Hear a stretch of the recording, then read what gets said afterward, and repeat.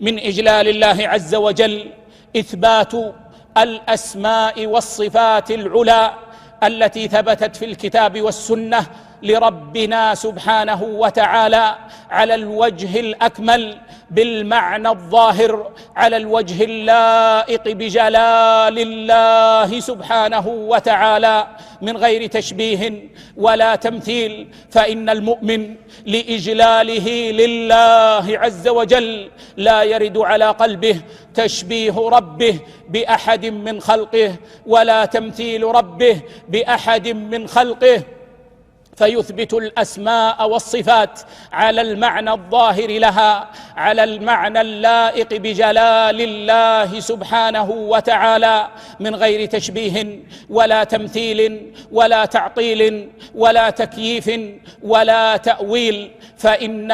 إجلال الله في قلب المؤمن يمنعه من التشبيه والتمثيل، كما يمنعه من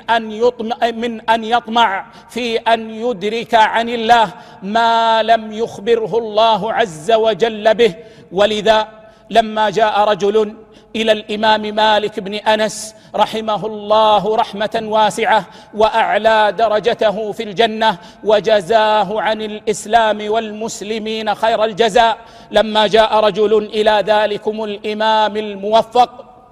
فقال: الرحمن على العرش استوى، كيف استوى؟ أطرق الإمام مالك رحمه الله وعرق وأصابته الرحضاء،